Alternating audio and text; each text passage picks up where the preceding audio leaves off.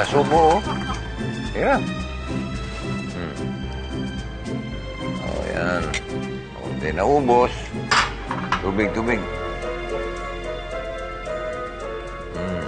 Para hindi ka manghina. Ha? Hey. Tito Victor, kung di po kayo dumating, di po ako makakakain. Anak, kanina pa kita pinakakain Nang ano? Ice drop, candy, may soft drinks pa. Binata nga abutin ng pasyente mo. Bakit nung bata ako? Kahit may sakit ako. Kahit bawal, pinapakain sa akin ng nanay ko. Oh. Kaya ka nagkaganyan.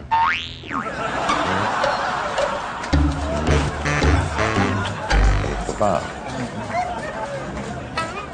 Diba? Huwag naman ganyan kalapit. Baka magkapalit tayo ng mukha. Alam mo? Parang ikaw pa agrabyado, ano?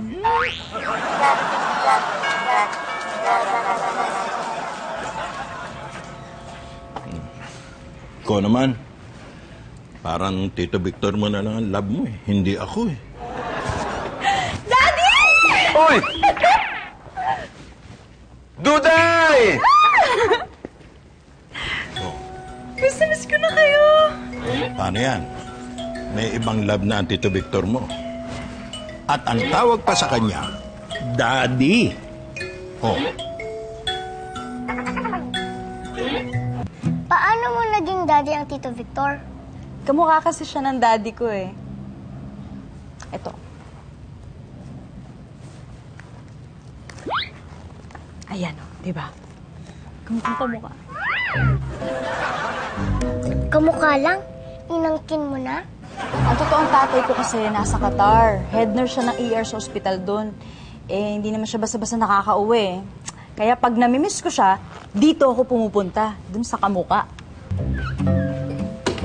Pero Duday, kamusta ka na? Di ba singer ka na? Pinto ako. Kasi gusto muna ni tatay na mag-aral daw muna ako. Pero ngayon nakagraduate na ako, pwede na ako maging singer ulit. Mag-audition nga po ako eh. Gaya niyan. Baka may auditions ka pa. Go! Para makaalis ka na. Big, may sinasabi ka? Wala akong naisip na kanta na pwede kong gamitin na walang bayad. Lahat na lang ngayon may bayad eh. Pati siya audition? Yes. Audition na lang, sinisingil pa? Bira namang anak ng Phil's Cup yan, oh. Pero may naisip ako, Tito Victor. Akala ko ba, daddy ang tawag mo dyan? Bakit nakikitito Victor ka? May sinasabi ka talaga eh. Tatay, sino po may sabi sa inyo na hindi ko kayo mahal?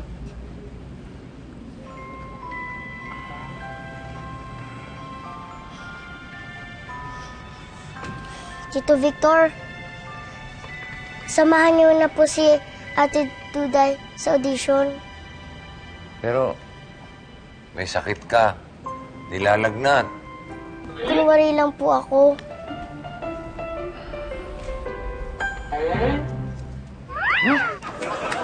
Bawang mo maasim, ah. Kaya pala para pinuputokan ka. Alam ko na. Seloso ang tatay. Therefore, seloso rin ang anak. Hindi nga naman mamumunga ang mangga ng santol. Ay, halika na, Duday. At baka malate ka pa sa audition. Tara. Ate Dudes, good luck ha? Salamat, Big.